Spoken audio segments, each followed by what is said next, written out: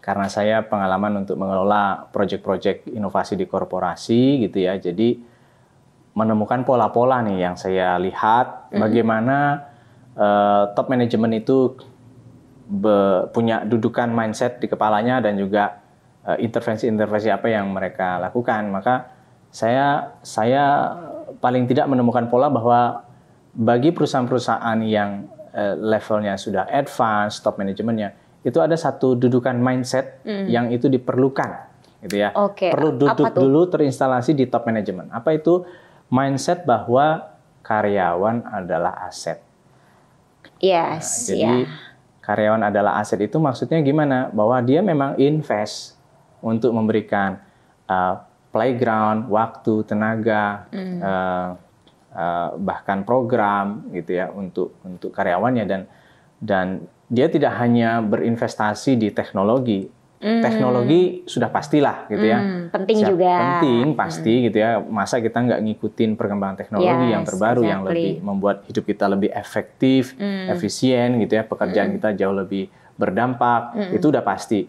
Tapi kalau kita hanya semata-mata berinvestasi ke teknologi, suatu saat bisa jadi kita akan ketinggalan jauh gitu.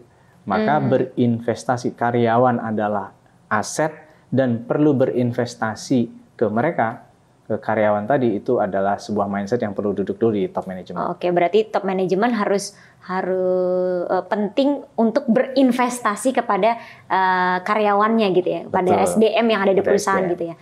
Karena kalau investnya hanya ke teknologi itu kan berganti dengan cepat. Yes, betul. Terupgrade dengan cepat. Dulu metaverse. Tiba-tiba udah kok nggak kedengeran. Udah nggak kedengeran lagi nih. Sekarang malah ke AI. Ada tercepat ya. ChatGPT 3,5 gitu. Iya. Kemudian ada 4.0 gitu kan. Itu kan cepat terus-menerus selalu ada update-nya. Tapi secanggih apapun teknologinya gitu ya, pasti ada unsur manusia. Selama customer kita itu masih manusia, pasti ada justifikasi, sintesa yang perlu dilakukan oleh manusia, yang itu robot tidak bisa lakukan. Maka kalau top manajemen itu memandang karyawannya itu adalah sebagai aset, talent yang merupakan aset yang perlu diberdayakan, perlu dikasih space, ruang, waktu, kesempatan gitu. Itu menurut saya adalah mindset yang udah duduk tuh untuk mempermudah, memperlancar, membangun budaya inovasi di korporasi. Jadi strateginya itu penting untuk top manajemen. Ya, dari sisi mindset dulu ya, dari sisi mindset.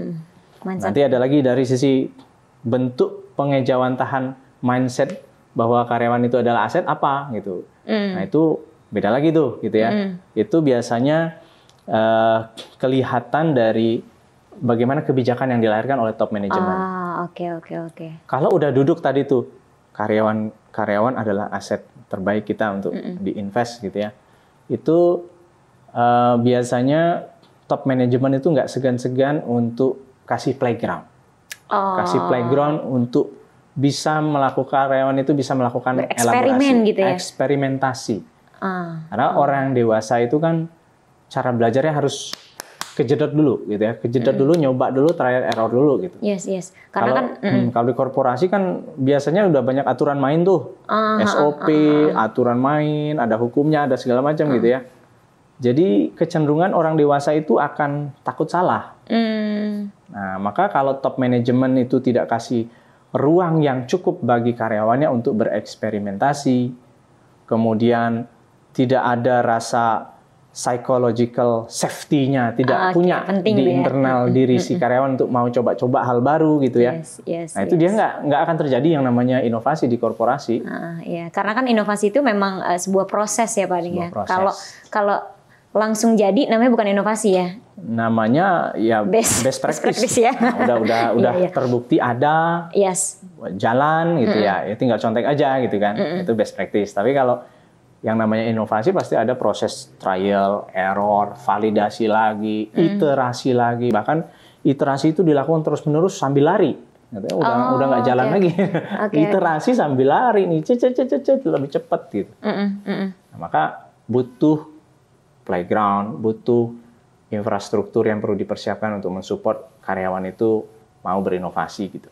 Oke, Pak Ading, menarik tadi Pak Ading menyebutkan top manajemen perlu menyediakan playground ya. Yes. Betul ya.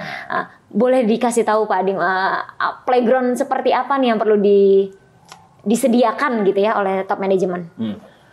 Macam-macam bentuknya gitu ya. Kalau top manajemennya itu udah aware, sudah merasa perlu nih bagi kita tuh untuk menyediakan ruang, waktu, tenaga, investasi ke inovasi, maka bentuk supportnya bisa macam-macam. Ada yang dia menyediakan project-project inovasi untuk squad-squad tertentu gitu ya. Ada yang playgroundnya berupa mengadakan kompetisi inovasi gitu kan. Itu jadi supaya mengencourage semua karyawannya mau terlibat dalam berinovasi. Ada yang bahkan untuk level advance itu sudah memberikan apresiasi kepada orang yang mau berinovasi. Misalnya orang-orang yang terlibat dalam squad inovasi, task force tertentu itu dimasukkan dalam penilaian KPI, dikasih insentif, bagian dari cara untuk promosi jabatan gitu ya, itu modal yang bagus kalau dia ikut di program-program task force seperti itu, artinya chance dia untuk dipromosikan jauh lebih besar gitu. Nah, itu kan secara infrastruktur itu disiapkan oleh top management. Kebanyakan bagi perusahaan yang belum berdaya gitu ya, tidak melihat karyawan sebagai aset, itu biasanya karyawan dipaksa inovasi, tapi nggak boleh salah, tapi nggak dikasih waktu, ditarik-tarik ikut meeting dia terus, atasan terus gitu ya, nggak dikasih ruang, waktu, space untuk bisa melakukan eksperimentasi tadi gitu. Nah, itu jadi paradoks tuh. Kalau mau memberikan kesempatan untuk inovasi, maka siapkan juga perangkatnya, infrastrukturnya, support sistemnya, itu juga perlu dipersiapkan. Itu perlu dipersiapkan. Perlu. Oke, Pak Ading, dari tadi Pak Ading bilang playground seperti apa yang perlu disediakan. Tadi kan ada banyak tuh ya Pak Ading. Cuma apa nih Pak Ading, playground mungkin caranya atau langkahnya kali ya, yang di mana langkahnya itu praktis ya Pak Ading ya, efisien. Nah, tentunya kalau top manajemen, kalau masalah cuan pengennya yang murah gitu Pak Ading ya. Dari yang tadi Pak Ading bilang kan ada project management, kompetisi inovasi gitu. Apa di antara itu yang paling caranya gitu ya, yang paling praktis, efisien dan murah? Ya, oke. Mungkin saya mulai dari praktis, efisien mungkin ya. Yang murah nanti belakangan saya bahas juga. Dari sisi praktis dan mudah gitu ya, efektif, efisien untuk kita sediakan playground itu tadi, bentuknya bisa jadi kalau menurut saya itu bentuk kompetisi inovasi. Nah, itu dari akar rumput gitu ya, dihidup-hidupkan benih-benih awareness untuk semua orang bisa berinovasi, mampu berinovasi gitu, itu perlu dihidupkan oleh manajemen gitu ya.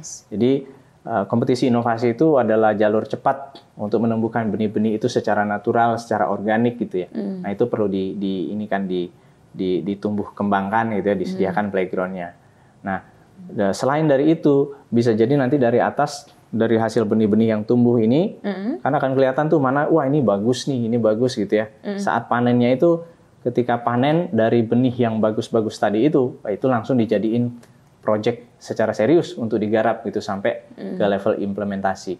Nah, mungkin dua hal itu bisa jadi hal yang paling efektif, efisien gitu ya, mudah gitu ya untuk diimplementasikan dalam bentuk playground tadi yang saya jelaskan tadi.